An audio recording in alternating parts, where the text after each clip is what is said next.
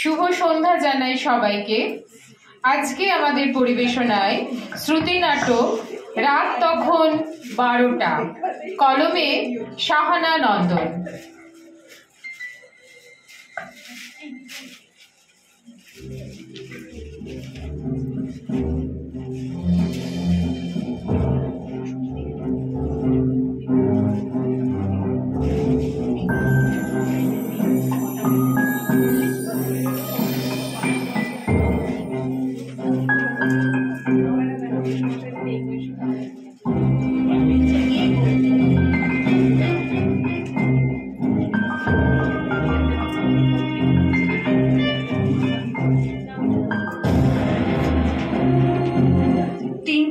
চরিত্র রুক্মিণী, বিশাখা এবং তিস্তা একত্রিত হয়েছে একটি গেস্ট হাউসে।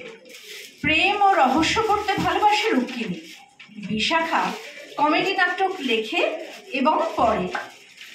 তিস্তা শুধুই প্রেমে পড়ে। তিনজনে মন দিয়ে বসে একজন ম্যানেজারকে। অথচ ম্যানেজারটি কি সত্যি রক্ত মাংসের মানুষ? না হলে শুধু রাত 12টার সময় তাকে দেখা যায় কেন? জানতে হলে শুনুন আমাদের আজকের নাটক রাত তখন 12টা।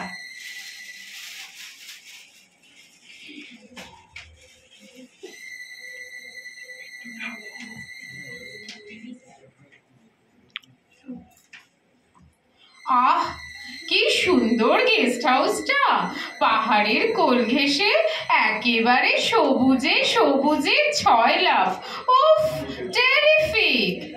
ঠিক বলেছিস তিস্তা, অসাধারণ স্পট বেছেছে বিশাখা। ধুর, আমি কি করেছি? সব করেছে ওই মিস্টার মিত্র। হ্যাঁ, তিনি আবার কিনি? আরে, উনি তো এই গেস্ট হাউসটার মালিক এবং ম্যানেজার। বেশ হ্যান্ডসাম, বুঝলি তো? বটে, তুই দেখেছিস? আমরা সবাই দেখেছি। চল ভেতরে যাই, নিজেরাই লাগেজগুলো নামিয়ে নি তাড়াতাড়ি। হ্যাঁ হ্যাঁ, চল। আর গাড়িটা এখানেই অপেক্ষা করুক। সেই ভালো, চল চল।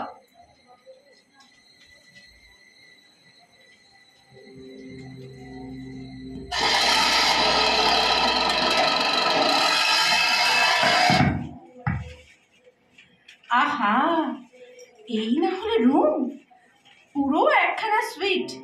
এ প্রান্ত থেকে ও প্রান্তে কাঁচের জানালা, বিশাল বেড, কাঁচের আয়নাওয়ালা ড্রেসিং টেবিল। পুরো বিলিতি স্টাইলের, দারুণ। আর সব থেকে বড় কথা, এখানকার সব স্টাফেরাই ভীষণ অমায়িক। অবশ্য স্টাফ বলতে তো মাত্র দুজনকে দেখলাম। একটা বুড়ো লোক রিসেপশনে খাতা লিখছে, আর ওই একটা বয় বছর মালপত্র এনে ঘরের চাবি খুলে ঢুকিয়ে দিল। এবারে বোধহয় কিছু রিফ্রেশমেন্ট, তারপরে লাঞ্চ। অবশ্য লাঞ্চ প্যাক করে আমরা বেরোবো, সেই মতো কথা আছে। আর ওয়াশরুম? হ্যাঁ, দেখে নিয়েছি, ওটা বিশাল ওয়েস্টার্ন স্টাইলে বড় বাথটাব। কি মজা! দিব্যি শাওয়ার জেল দিয়ে আর গোলাপের পাপড়ি ভাসিয়ে স্নান করব। হ্যাঁ হ্যাঁ, স্নান করে সময় নষ্ট করিস, আমরা ততক্ষণে ওই ওপরে পাহাড়গুলো দেখে আসবো। আহা, আমি কি তাই বলেছি? দেখ, আমার এত বড় চুলটা পুরো জট পাকিয়ে গিয়েছে। শ্যাম্পু করবো না? কর না, শ্যাম্পু করে সেজে গুজে ওই ম্যানেজারের সঙ্গে একটু গপ্পও করতে পারিস। তোর আবার কি? আমার কি? কিছু না কিছু না, তুই যা তুই যা।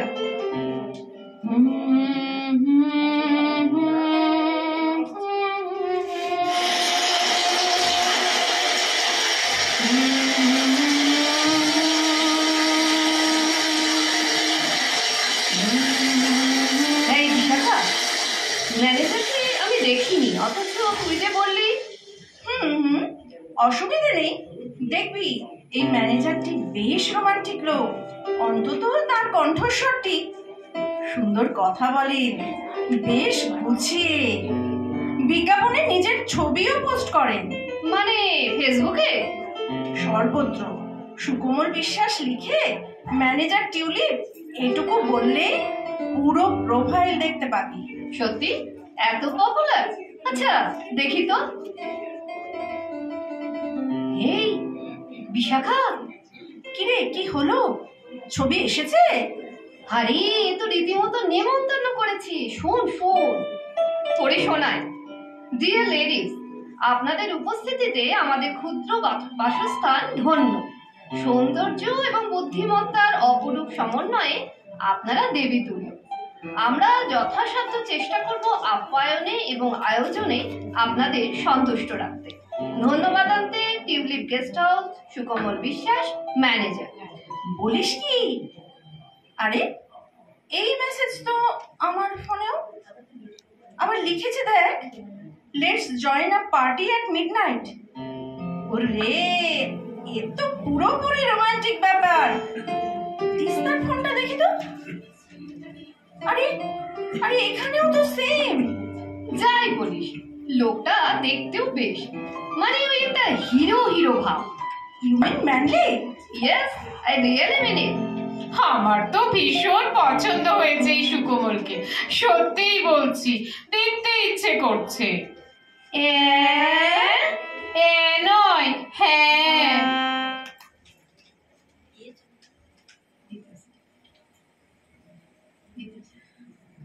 উফ, কি টেরিফিক ট্যুর হলো আজ। পাহাড়, নদী, ঝর্ণা সব মিলিয়ে দুর্দান্ত সিনিক বিউটি। তার উপরে মিউজিয়াম, টয় ট্রেন, দারুণ দারুণ। আর কদম বাহাদুর কি ভালো গাড়ি চালায়। ওর নাম্বার আমি রেখেছি, বুঝলি? ওকে কাল আবার ডেকে নেবো। হ্যাঁ, ঠিক বলেছিস, সব কিন্তু ওই সুকোমলের অ্যারেঞ্জমেন্টস। কলকাতায় বসে পুরো প্ল্যানটা পাঠিয়ে দিয়েছিল, আর লাঞ্চে যেসব খাবার প্যাক করে দিয়েছিল, সুপার। ইন্টারেস্টিং। কিন্তু এত ঘোরাঘুরি করে ভীষণ টায়ার্ড লাগছে। এখন কি আর ওই 12টা পর্যন্ত? আমি বাবু ডিনার করেই কম্বলের তলায়। কি ঠান্ডা। আমি কিন্তু দেখবই ওকে। ওকে। তলে তলে এত দূর। অবশ্য ভদ্রলোককে আমারও মন্দ লাগেনি। হঠাৎ ভেসে আসা বসন্তের মধুর বাতাসের মতো প্রাণে একটা দোলা দিয়ে গেছে। আহা। হ্যাঁ, যাই বল, আমিও ছবি দেখে কিন্তু মুগ্ধ। ওই টানা টানা চোখগুলো দারুণ অ্যাট্রাক্টিভ। আরে বেল বাজছে মনে হচ্ছে। হ্যাঁ হ্যাঁ হ্যাঁ, চল চল চল, ডিনারের সময় হয়েছে, শুনছিস না? হ্যাঁ হ্যাঁ, চল চল চল রে।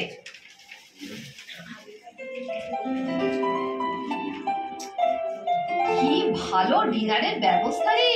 সরু চালের ভাত, মাছের মুড়ো দিয়ে ডাল, চিড়ি চিড়ি আলু ভাজা, আর পোস্ত, আর শেষের চাটনিটা। হ্যাঁ ওসব তো আছে। চিকেনটা কি ডিলিশিয়াস ছিল বলতো? দারুণ। আমি বাবু শুনলাম, তোরা বক বক কর। আমিও একটু গড়িয়ে নিই। এই সবে তো 11:30 বাজে, চারপাশ কি শুনশান। জানলার কাছে বাষ্প জমেছে, বাইরে তীব্র বাতাস বইছে, গাছপালাগুলো দেখ দুলছে, আর আবছা আলো। পাহাড়ের রাত বড় জলদি নামে। হ্যাঁ, এই ঘরের জানলা দিয়ে বাইরের গেটটা একটু দেখা যায়। আগে দেখেছি গেটটা বন্ধ, ভেতরে একটাও গাড়ি নেই। অর্থাৎ এই গেস্ট হাউসটা একদম খালি, শুধু আমরাই আছি।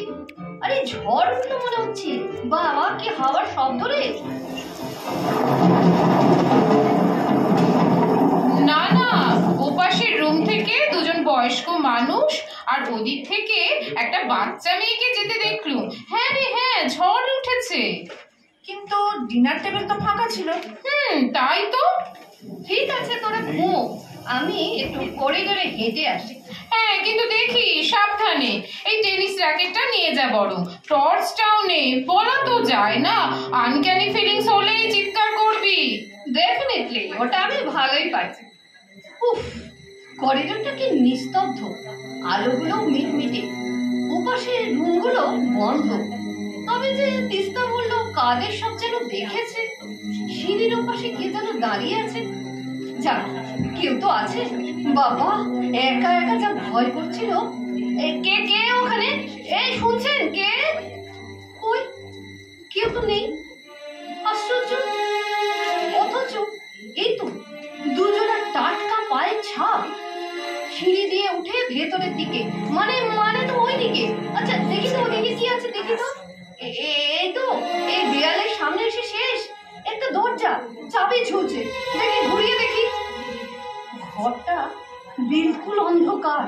ও কি, ওখানে দুটো নীল আলো ধপধপ করে উঠলো কি? একটা বিচ্ছিরি গন্ধ। আলোর সুইচ সুইচ কই? না না না, নেই নেই। টর্চটা জ্বালি, টর্চটা জ্বালি। কি একটা ভাঙা চেয়ার, অনেক ওপরে সিলিং থেকে একটা দড়ি ঝুলছে। না না না না, একটা লোক। আর ওই তো সেই হ্যান্ডসাম সুকুমার। কিন্তু কি ওই চেয়ারে উঠে দড়িটা গলায় বিভৎস চোখের সামনে জিভটা বেরিয়ে ঘাটটা ভেঙে, ও মা, মাগো বাবা! রুক্মিণী, এই রুক্মিণী, কি রে, কি হয়েছে? হ্যাঁ, কি হলো তোর? তোর না? হ্যাঁ, এই তোর চিৎকারে দৌড়ে এলাম। এ কি কাণ্ড! গলায় দড়ি দিয়ে ওকে অট্টহাস্য করছে একটা মৃতদেহ। ওপাশ থেকে সেই ছেলেটা আর বুড়ো বুড়ি হাসছে। ওরা কেউ ইহজগতে নেই। তিস্তা, বিপাশা, ওই দেখ, আমি আর পারছি না সহ্য করতে। হ্যাঁ তাই তো, চল এক্ষুনি আমরা এখান থেকে চলে যাবো। হ্যাঁ, চল শিগগিরই চল। প্রাণীকে বেরিয়ে যেতে হবে এখান থেকে। চল। দাঁড়া, আমি ড্রাইভারকে আগে ফোন করি, যত টাকা লাগে দেবো ওকে। হ্যাঁ, দাঁড়া, এক্ষুনি চল এখান থেকে, চল শিগগির চল।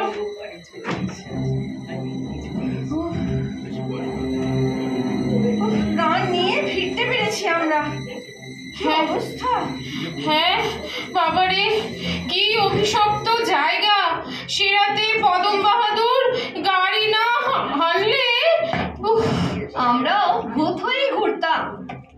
জানিস, ওই ম্যানেজার শুনলাম দেনার দায়ে আত্মহত্যা করতে বাধ্য হয়েছিল। রাত 12টাতেই নাকি ইনসিডেন্টটা ঘটেছিল।